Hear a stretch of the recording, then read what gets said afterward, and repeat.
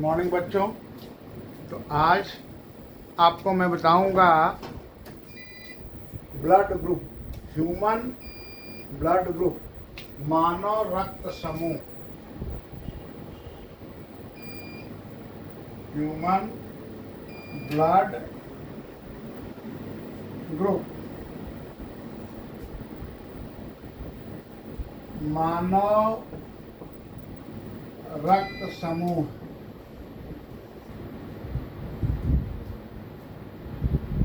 Human में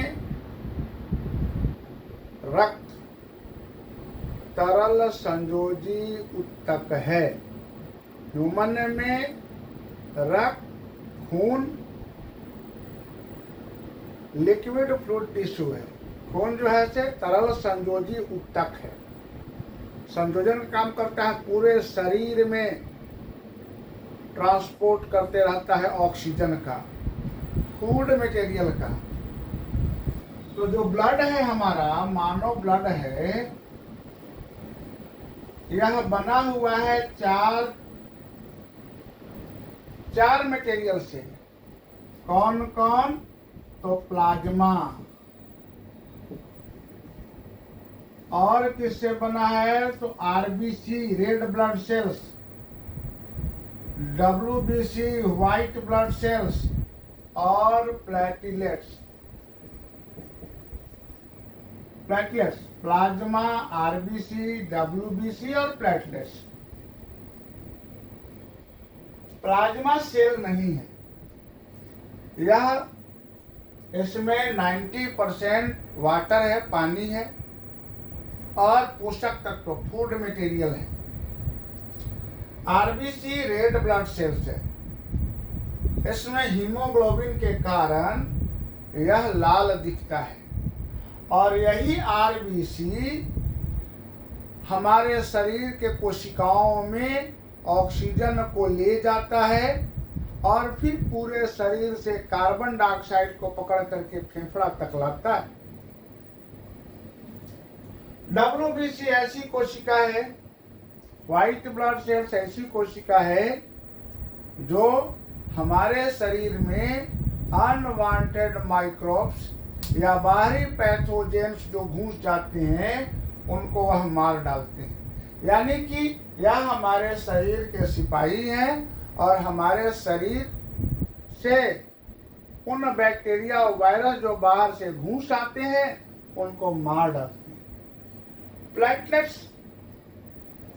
platelets हमारा blood clotting में सहायक आता है।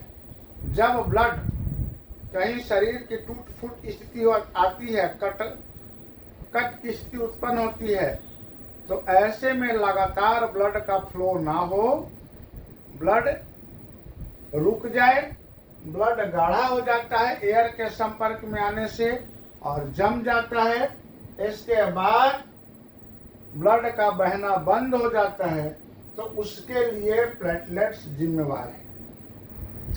अब हम देखते हैं कि यह जो आरबीसी है, आरबीसी को 4 ग्रुपों में रखा गया। यानी कि ब्लड का हमारा ग्रुप आरबीसी से मिलाते हैं और आरबीसी 4 ग्रुप में आता है। तो आरबीसी है क्या? यह है क्या? तो रेड ब्लड सेल्स है।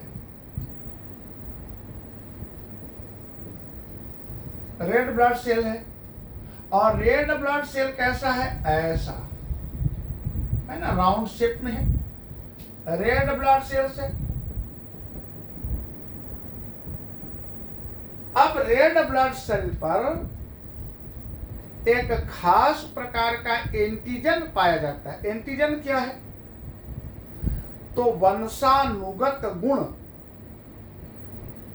हमारे ब्लड पर पाए जाते हैं, और भी कोशिकाओं में वंशानुगत गुण, हेरिडेटरी फैक्टर्स आते हैं, और यह हेरिडेटरी फैक्टर हमारे शरीर में आते हैं अपने पेरेंट्स से, और पेरेंट्स वाला नेचर हमें प्रदान करते हैं। तो अब मैं बताने जा रहा हूं कि जो पेरेंटल गुण है या मैटरनल गुण है वह मियोसिस सेल डिवीजन से हमारे बड़े सेल में आ जाते हैं, संतति सेल में आ जाते हैं, बच्चा वाले सेल में आ जाते हैं। तो अन्य सेलों को हम लोग बाद में पढ़ेंगे। पहले अभी देख रहे हैं कि रेड ब्लड सेल में संतति सेल के ऊपर एक प्रकार का वह राउंड शेप हमारा ब्लड सेल है और इस सेल के बाहरी दीवार पर, बाहरी भाग पर एक प्रकार का केमिकल रसायन जो हमारा पेरेंटल और मैटरनल गुण को धारण करता है वो जमा रहता है। इसी जमावड़ा को एंटीजन कहते हैं। अब एंटीजन के शेप के आधार पर जब इसको हम माइक्रोस्कोप में देखते हैं तो एंटीजन के शेप के आधार पर इसको टाइप बताया गया। जैसे यह एंटीजन अगर ये इस तरह का है, नुकीला नुकीला, तो इंग्लिश के लेटर ए के जैसा दिखता है। इंग्लिश के अल्फाबेटिकल लेटर में ए के जैसा दिखता है, इसलिए इस तरह के एंटीजन वाले ब्लड सेल को ए ग्रुप रखा गया। एक और प्रकार का सेल था आरबीसी, रेड ब्लड सेल्स, और इस पर जो एंटीजन का शेप था वह इस तरह का शेप था, मतलब राउंड राउंड शेप था। तो दो राउंड शेप को अगर आप मिला लेते हैं, एक राउंड शेप और दो राउंड शेप, और ये लाइन में से मिलाइए, तो अंग्रेजी के लेटर बी के समान यह दिखता है। इसलिए इस वाले ब्लड सेल को कहते हैं कि इसमें एंटीजन बी है, तो यह बी ग्रुप है। अब इसके बाद एक और सेल है, एक प्रकार का आरबीसी, जिसमें ऐसे ट्रायंगुलर शेप वाला एंटीजन, राउंड शेप वाला antigen, triangular shape, round shape, triangular shape, round shape, ये वाला एंटीजन अगर है तो हम कहते हैं कि ए वाला भी और बी वाला भी दोनों एंटीजन इस पर है, इसलिए इस ब्लड ग्रुप को ए बी कहते हैं। और एक और ऐसा सेल था, सेल है, सॉरी, एक ऐसा सेल है आरबीसी का जिस पर कोई एंटीजन नहीं है, मतलब जीरो एंटीजन है। जीरो को हम ऐसे लिखते हैं जिसको हम ओ भी कहते हैं। अब हम आपको बता दें कि आप थोड़ा पहले पढ़े होंगे कि हेरिडेटरी गुण जो ट्रांसफर होता है चाइल्ड में, बच्चा में, तो 23 क्रोमोसोम, ह्यूमन में 46 क्रोमोसोम्स होते हैं एक सेल में, और 23 क्रोमोसोम्स फादर से प्राप्त करते हैं और 23 मदर से। यानी कि प्रत्येक सेल में एक पेयर क्रोमोसोम्स, पेयर में क्रोमोसोम्स होते हैं, क्रोमोसोम्स पेयर में होते हैं। और जो क्रोमोसोम्स हमारे शरीर में आया, मान लीजिए कि मदर और फादर से, मदर से और फादर से हमारे पास एक गुण ले लीजिए टॉलनेस का, लंबाई का, टॉलनेस का, तो कोई जरूरी नहीं है कि मदर और फादर दोनों बराबर हाइट के हों, कम बेसी हाइट के हो सकते हैं, एक 6 फीट का और एक 4 फीट का। तो 4 फीट वाला टॉलनेस, तो उनको हम लोग कहेंगे ड्वार्फनेस।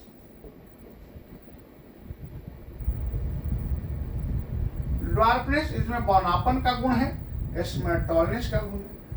टॉलनेस का गुण है तो कैपिटल टी लिख दिया, और ड्वार्फनेस का गुण है तो स्मॉल टी लिख दिया। यानी कि क्रोमोसोम्स ड्वार्फनेस वालों के पास स्मॉल टी, हम प्रदर्शित करते हैं, दिखा रहे हैं उसको, और टॉलनेस के पास कैपिटल टी वाले एंटीजन हैं, माने क्रोमोसोम्स आ रहे हैं। अब तो हम तो 23 मदर से भी लिए थे और 23 फादर से भी लिए थे, तो ऐसे में टॉलनेस वाला जो जीन आता है वह आधा मदर से आया और आधा फादर से। तो टॉलनेस वाला कौन गुण बच्चा में कारगर होगा, यानी कि बच्चा में कौन गुण दिखाई देगा, ड्वार्फनेस वाला या टॉलनेस वाला? बच्चा लंबा होगा या बच्चा पौना, कौन सा गुण दिखाई देगा? तो टॉलनेस का जो गुण है इसको डोमिनेंट गुण कहते हैं, डोमिनेंट प्रॉपर्टीज है। और ड्वार्फनेस का जो क्रोमोसोम्स है या गुण है वह रिसेसिव है। मतलब बच्चा में तो जाता तो दोनों गुण है, बच्चा में कैपिटल टी भी जा रहा है और स्मॉल टी भी जा रहा है। तो जो कैपिटल टी बच्चा में जा रहा है और ये जो स्मॉल टी जा रहा है, तो कैपिटल टी वाला जो गुण है यह डोमिनेंट है और स्मॉल टी है वह रिसेसिव है, रिसीव कर रहा है। मतलब बच्चा में दो प्रकार का गुण दिखाई देगा। पहला गुण दिखाई देगा कि बच्चा में जीन कैसा है, तो जीन कैसा है उसको जीनोटाइप कहते हैं। बच्चा में जीन कैसा है तो जीनोटाइप, मतलब अंदर तो दोनों गया है, कैपिटल टी भी गया है और स्मॉल टी भी गया है, दोनों गया है अंदर, कैपिटल टी और स्मॉल टी। लेकिन बच्चा लंबा है कि नाटा? बच्चा लंबा होगा, टॉलनेस वाला गुण, यानी कि जो दिखाई देगा उसको हम लोग कहते हैं फेनोटाइप। अब बच्चा के अंदर जो गुण है उसको कहते हैं जीनोटाइप।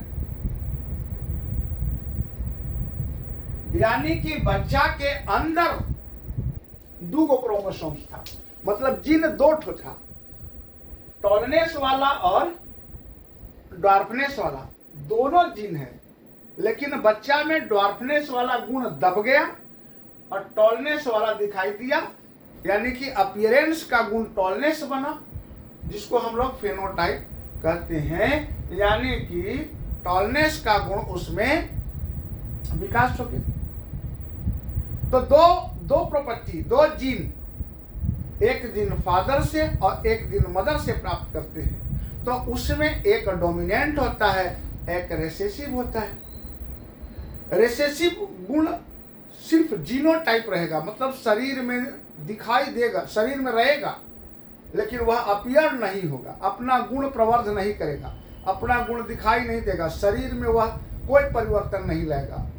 और जो डोमिनेंट जीन होगा वही शरीर में अपीयरेंस लाएगा। तो इस तरह से ये तो मैं टॉलनेस का बताया। लेकिन ब्लड ग्रुप की अगर जहां तक बात करें तो ब्लड ग्रुप में भी हम देखेंगे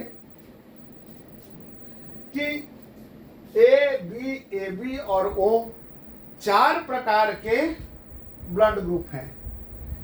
ए बी और ओ चार प्रकार के गुण हैं। और ये जो चार प्रकार के गुण वाले ब्लड हो गए, यानी कि चार ब्लड ग्रुप हो गए, तो इस प्रकार के ब्लड ग्रुप निकालने की प्रक्रिया को हम लोग कहते हैं एबियोटाइप। एबियोटाइप यानी कि ब्लड ग्रुप जो चार गो है वह कौन टाइप है? ABO type. ABO type A B और ओ। और एक और दूसरा टाइप है, उसको हम लोग कहते हैं आरएच टाइप, यानी कि आरबीसी को, रेड ब्लड सेल्स को एक और ग्रुप में बांटते हैं, उसको हम लोग कहते हैं आरएच टाइप कहते हैं। आरएच टाइप क्या है? आरएच टाइप है, रिसस नामक एक बंदर था ऑस्ट्रेलिया में। उस बंदर में बंदर के ब्लड सेल में देखा गया कि एक अलग प्रकार का एंटीजन है मानव से हट करके, और बंदर में खोजने के बाद वह ह्यूमन में भी खोजा गया कि क्या उस एंटीजन का कुछ हिस्सा इसमें है क्या, तो पाया गया कि है।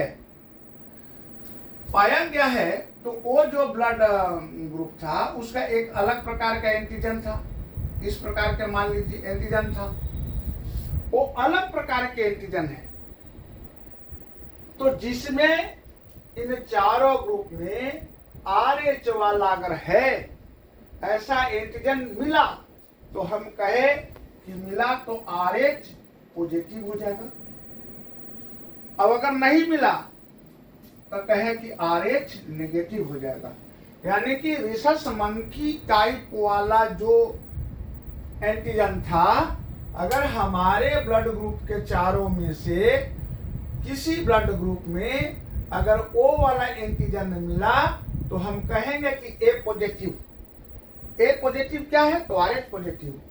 A नेगेटिव क्या है तो RH नेगेटिव। ठीक उसी प्रकार से B पॉजिटिव मतलब B RH पॉजिटिव, और B नेगेटिव मतलब B RH negative. AB positive मतलब AB RH positive, AB RH negative, और ORH पॉजिटिव ORH नेगेटिव। इस तरह से हमने देखा ब्लड ग्रुप। अब आपको आगे बताते हैं कि ब्लड ग्रुप का ट्रांसफर मम्मी पापा से बच्चा में कैसे होता है। ब्लड ग्रुप का ट्रांसफर मम्मी पापा से बच्चा में कैसे होता है। तीन ही ग्रुप मेजर है, A, B और O। तो ए ग्रुप जो है तो एंटीजन कैसा होगा तो 2 क्रोमोसोम वाला होगा।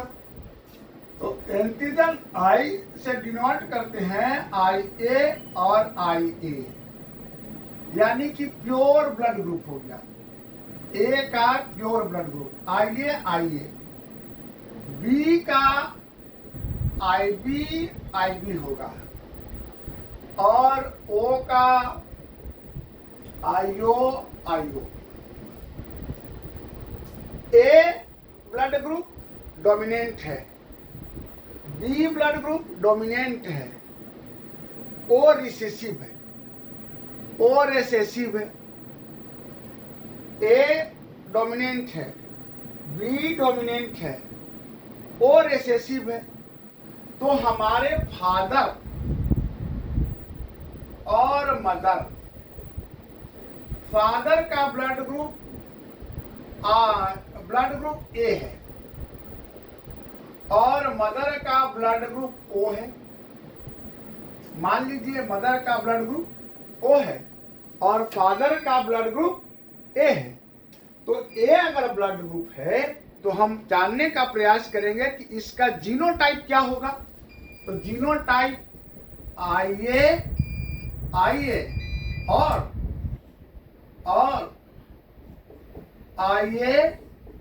IO हो सकता है। IA तो भी A, क्योंकि A दोनों ही A इसका ब्लड ग्रुप है इसलिए A होगा। अब IO अगर जीनोटाइप है तो भी O तो रिसेसिव है, A डोमिनेंट है, इसलिए A गुण होगा। यानी कि अगर फादर का ब्लड ग्रुप A है मतलब फेनोटाइप A दर्शा रहा है, तो उसके अंदर जीनोटाइप कैसा होगा IA और IO होगा। ठीक उसी प्रकार से मदर का IO होगा। क्यों?